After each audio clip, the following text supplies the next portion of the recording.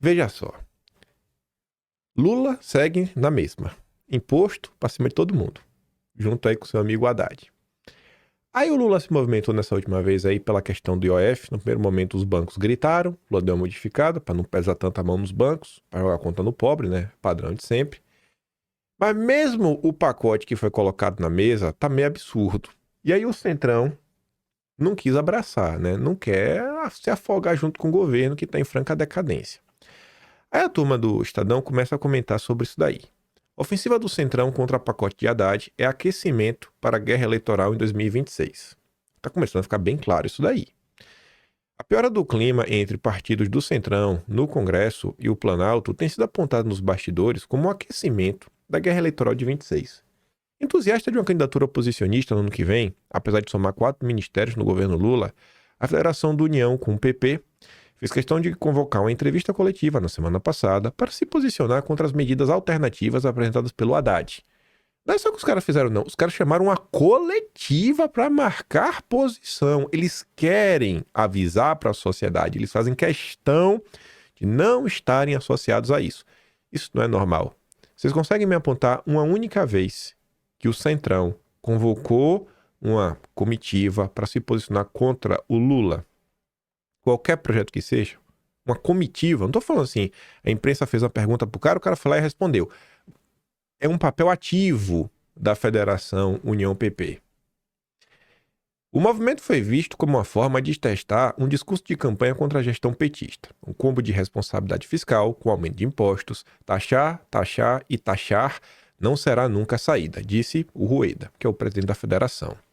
Outro fator que não passou desapercebido para aliados de Lula foi a presença do líder do PL na Câmara, o Sóstenes Cavalcante, na coletiva convocada pela federação.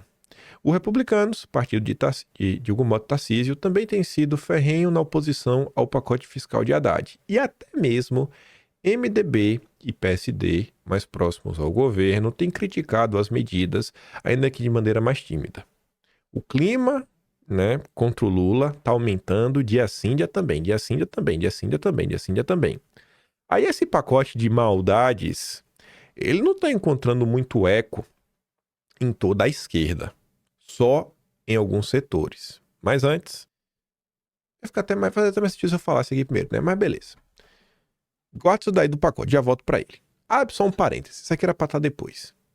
O Washington Post, jornal americano, começou. No Brasil, uma pergunta comum. O presidente está velho demais para concorrer novamente? E olha só, vamos deixar a nossa torcida de lado? Essa pergunta não é comum. A gente acompanha a política dia sim, dia também. Isso aqui já apareceu na imprensa, em alguns momentos, mas ainda não é uma pergunta comum. Ainda não é uma pergunta comum. Vender uma manchete dizendo que é comum chama atenção, né? E eu acho ótimo. Eu quero que o Lula realmente comece a sentir esse calorzinho para entender que ele é apenas uma marionete. O Ivan Kleber comenta, né? Para os Estados Unidos. Comparações desconfortáveis entre Lula e Biden, diz matéria do jornal americano Washington Post. O jornal diz ter ouvido 7 assessores sob condição de anonimato para descreverem abertamente suas impressões. Eles afirmam que Lula está praticamente o mesmo, mas agora está mais lento para tomar decisões, muito mais irritado e com dificuldades para acompanhar as mudanças no Brasil. Aí voltamos aqui para a questão do IOF, o pacote de maldade. Nosso companheiro Nildo Dorix comenta, né? O cerco a Lula. Eu assisto uma vez por semana o canal Lulista 247. Por quê? Porque os críticos do lulismo não passam de derivação das teses petistas que animam o canal oficial do governo. O estudo da ideologia foi abandonado quando mais necessitamos dele. Falando assim, a tal crítica que é feita pelos veículos oficiais do lulismo não é crítica de nada. Não é crítica de nada. É só uma tentativa de fingir que tem uma crítica, mas para a verdade, para manter tudo igual, manter a galera, né, em sono profundo. Enquanto parte da esquerda reclama do Lula, quem é que está defendendo o Lula? Rapaz, ficou até fora de ordem o negócio. Um vídeo da Miriam Leitão defendendo o imposto. Mas tá ali, né? Falta sinceridade no debate fiscal. Não precisa nem ler o que o Mira Leitão escreveu, porque se você ler o que Reinaldo Azevedo escreveu, fica claro. Mais um dos, infelizmente, poucos textos intelectualmente honestos sobre a economia brasileira. É Miriam Leitão com Reinaldo Azevedo que precisa entrar em campo para defender o Lula. Aí, peraí que quem sabe faz ao vivo.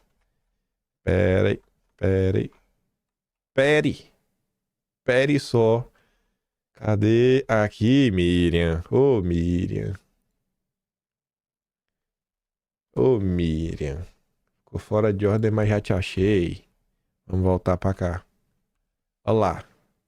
Opinião. Miriam Leitão comenta novo pacote fiscal do governo Lula. Nem todo aumento de imposto é ruim. Ela é uma lenda, viu?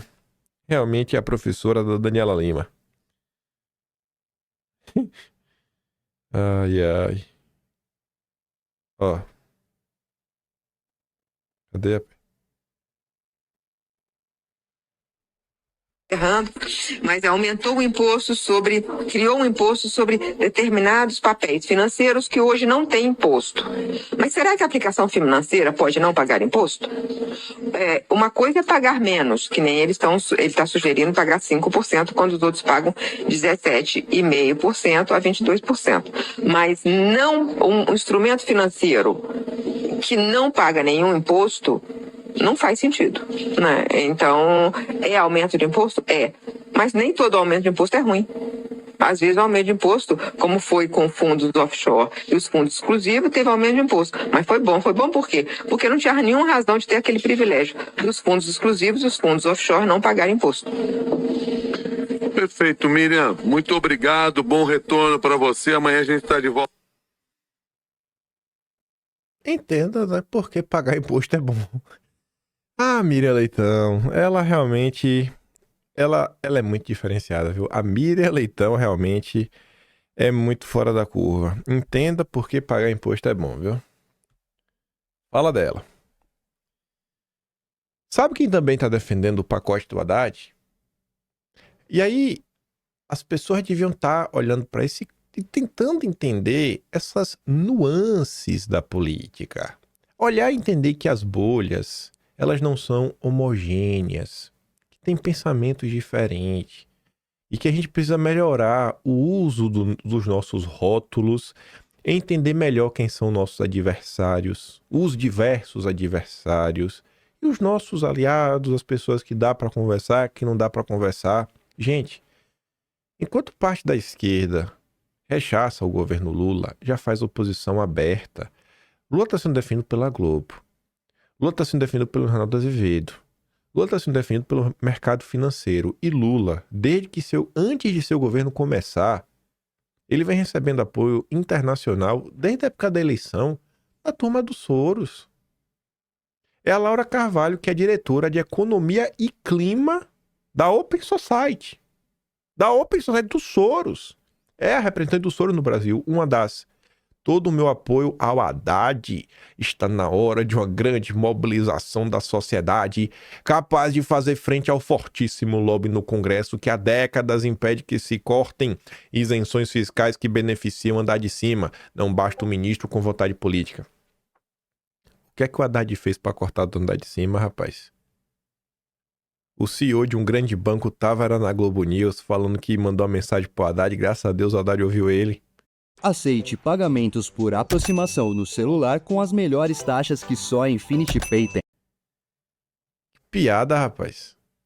O governo Lula é o governo da elite. Lula governa pra elite. Governo Lula é o governo dos banqueiros. Não tem essa parada de andar de cima. Tanto que, né? Laura Carvalho, que é proletário, ela é uma operária trabalhando por Soros. Gente, como é que uma pessoa que trabalha para um mega especulador, que é o Soros, conhecido por ser um especulador que a esquerda no passado apontava como ele era um especulador e desestabilizava mercados. Como é que uma pessoa dessa quer falar no andar de cima, rapaz? Como é que uma pessoa dessa quer falar no andar de cima? É muita cara de pau. Mas vamos lá. Aí você volta, junta tudo para tentar analisar como é que anda a situação do Lula, né? Não tem apoio popular, segue derretendo. A sua própria militância engajada vive uma crise generalizada, porque estão acordando para quem é o Lula. Desde os anos 80 sempre foi essa porcaria. E, como agora tem a rede social, o Lula não consegue mais encantar, né, as serpentes como ele fazia no passado. Possivelmente, Lula nunca foi um bom articulador. Possivelmente, Lula sempre foi igual a Dilma. É que lá atrás não tinha rede social. Lá atrás era mais fácil fingir e enganar. Agora tá difícil. E conforme cresce, né, esse descrédito do governo, essa rejeição, até o Centrão, né, começa a recalcular sua rota e o Estadão inventa esse novo termo, governismo de oposição, que é para falar o quê? Se Lula e seus arcontes ainda tinham alguma dúvida, resta-lhe reconhecer com todas as letras, a base de apoio ao governo no Congresso é hoje uma peça de ficção. Não se trata mais apenas de admitir que o executivo, politicamente frágil, está emparedado por um legislativo forte e ainda mais encorpado pelos poderes que adquiriu sobre o orçamento da União, que Lula e seus articuladores precisam lidar com uma base governista heterogênea, fragmentada, muitas vezes hostil e quase sempre indócil, ou o que o governo coleciona uma constrangedora lista de derrotas. Trata-se de algo mais grave. Não há nas mãos do governo uma base parlamentar capaz de dar sustentação mínima às suas intenções legislativas. Mais do que uma base desmilinguida, existe hoje um ânimo oposicionista, não só no Congresso em geral, mas entre aqueles que oficialmente são governistas. Chama a atenção a audácia de partidos que comandam ministérios de Lula, como o PP União Brasil, instituírem uma modalidade nova na sempre singular política brasileira, o governismo de oposição. É do governo, tem ministério, mas joga contra. Tu já pensou? O governo Bolsonaro, que não tinha nenhum apoio do establishment, não tinha o apoio da imprensa, que apoia o Lula de uma forma, né, que mentira é o prato do dia. Não tinha nada. Tu consegue imaginar um cenário desse governo Bolsonaro, tendo que apoiar um partido que joga contra? Abertamente contra, que convoca coletiva de imprensa para jogar contra? Lula não é líder de nada. Lula é uma figura que colocaram para disputar porque dava, né, para conseguir um certo apoio para derrotar Bolsonaro. O que eu penso é muito pior. Mas só de eu falar que o que eu penso é muito pior, eu acho que vocês já conseguem imaginar. Vamos nos adaptar, né, essa nova era da internet, ser o marco civil da internet. Pelo menos ser o artigo 19. Ou como queiram, o oposicionismo de governo. Em tal modelo, duas siglas governistas conscientes de que reúnem expressivos 109 deputados federais, 14 senadores, o que lhes dá robustez e independência em relação ao governo, a despeito das pastas que ocupam, convocam a imprensa para dizer que as bancadas irão fechar a questão contra a proposta do governo de aumentar do aumento de impostos com o objetivo de compensar o recuo nas medidas do IOF. O Rueda não deixou dúvidas de que lado está. Aspas, a escalada do desequilíbrio fiscal criada pelo atual governo entrou numa rota sem saída, disse ele, para quem taxar e taxar não pode ser e nunca será a saída. Esse é o preço que Lula tem a pagar, tanto pela incompetência política no manejo de sua coalizão, quanto pela malandragem explícita em matéria fiscal e tributária. O presidente já havia dado o vexame ao editar o decreto de aumento do IOF. Informado da insatisfação dos deputados, o governo precisou apresentar alternativas e, novamente, ficou clara a intenção de cumprir a meta fiscal pela via do aumento das receitas, mantendo intocado qualquer ajuste estrutural pelo lado das despesas. Aí eu me pergunto, de onde que a Laura de Carvalho, a menina dos Soros, falou que o Lula vai para cima do andar de cima? Porque o Estadão está deixando claro, não tem nada em relação a corte de despesa, que renúncia fiscal entrando aí. E aí? Cadê mexer no andar de cima? Cadê mexer nos banqueiros?